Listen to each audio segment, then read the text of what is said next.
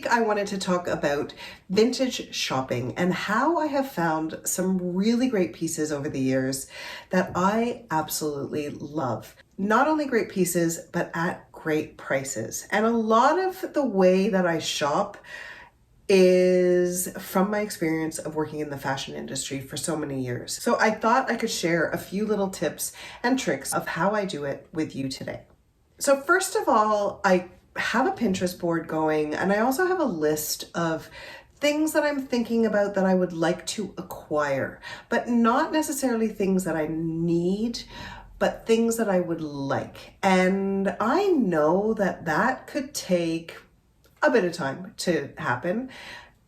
Somehow I seem to get really lucky and find things sooner than I thought I was going to. And it's almost like creating this Pinterest board or this list, it's like it helps me to manifest it. And it always kind of comes in a way that is unexpected and not what I thought was going to happen, but it does come around, and it always makes me laugh and really appreciate how things come about. This way, I really have an idea of some of the things, if I'm in the mood to nip into a vintage store, that I already have that list, so I don't get carried away with necessarily looking for things that I really, really don't need. However, having said that, the thing that makes vintage shopping so much fun is you never really know what you're gonna find. So if you do happen upon something that is a deal that you cannot live without, then I jump on it. Although, again, another thing I think about when I'm getting into that moment, I find something that I think I cannot live without, I really take a few minutes and I sit with myself and I say, do I really need this? Am I really gonna wear this? I love it, yes. I love the idea of it, but do I really need it?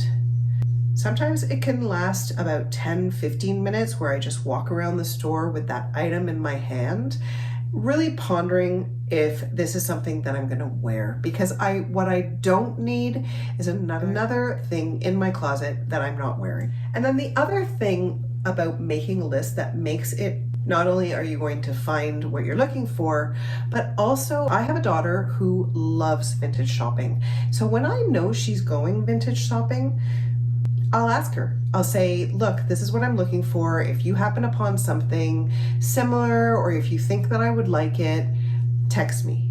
And if you're somebody who likes this idea of vintage shopping, but find that it is way too time consuming and that you don't really enjoy the hunt, this is a great way to go about it. I have a daughter who's hunting for me, and I have a brother-in-law who hunts for me.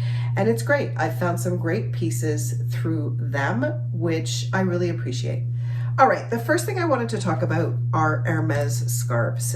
I've been lucky enough to have a little collection of Hermes scarves that I've collected over the years. Some of them I've bought, some of them have been gifted to me, and I love them for so many reasons. They're so beautiful. I feel like I'm wearing works of art. It feels so luxurious, and I feel like they're the kind of thing that makes me feel like I'm adorning myself in something special.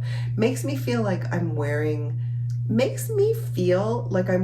something that I should feel really special in, if that makes sense. A lot of people don't understand why Hermes scarves are so expensive, and they're expensive for good reason. The craftsmanship is amazing.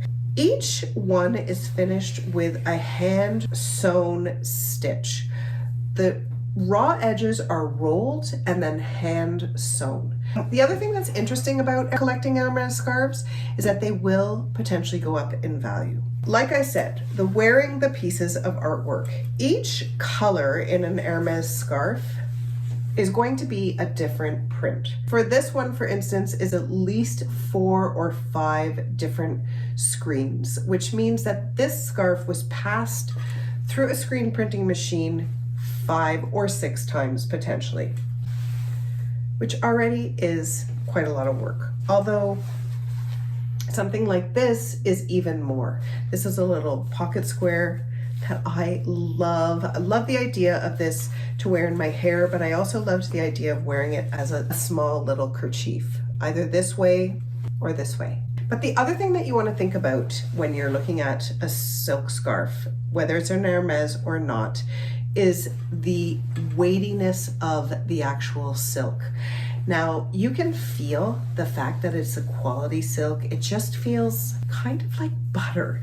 It feels like super soft, really rich, just lovely on the skin. But what I like to do is take the fabric and try this little test where I squinch it up in my hands to see how much it wrinkles. And as you can see, this does not wrinkle really at all. And that's because it is such a heavier quality silk. Next thing I wanted to show you is a Longchamp bag that I got a few years ago at a consignment shop. Now, I've owned a few Longchamp bags before in the past, so when I saw it, I figured, okay, this has got to be the real deal. As soon as I looked at it closely, I knew it was. From the hardware of the zipper, from the weightiness and the feel of the leather, and then the canvas felt weighty and felt authentic to me. So I figured, okay, let me ask the price. When I found out the price, I jumped on it. $60 for this little bag. I think they usually retail for about $120 to $200. So I figured this was half price. I probably would never have bought another Longchamp bag, but to know I was buying it half price and in this gorgeous buttery yellow color, I just went for it and I've loved it. And I'm so glad I did. No regrets for this one at all. Now, the other thing to think about when you are looking at designer bags, and I know this from working at Chanel, we talked about that in last week's video.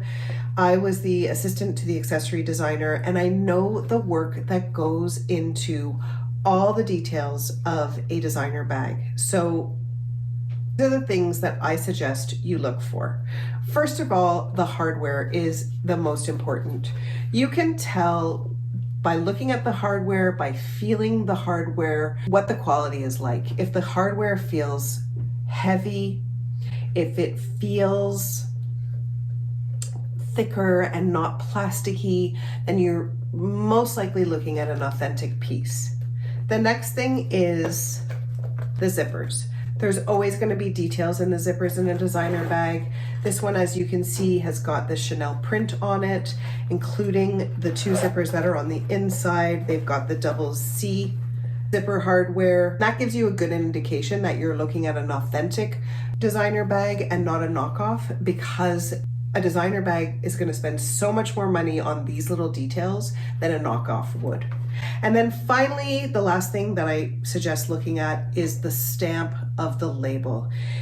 This one, as you can see, is a stamp labeled on a little plaquette of leather, and the definition of the letters are really defined. It doesn't look like a machine slightly moved because it was being printed on quickly or in mass production, which is definitely the case with this one. This bag actually was a sample and never went to production. There's no way an authentic designer bag is going to have a label that looks slightly off. There are so many great knockoffs out there, and I think it's the kind of thing that you have to really consider price point or the type of store that you're buying a bag at. If it's a higher end consignment store, good chance it's going to be authentic. So that's it, my friends. I hope you liked my ideas. I hope you liked my tips. Let me know in the comments down below the best thing you found vintage. I would love to hear about it. Please hit that subscribe button so I know to continue doing content like this. Don't forget to give me a thumbs up. Just want to quickly say that my Develop Your Personal Style workshop is coming this Saturday, February 7th, 1 to 3 p.m.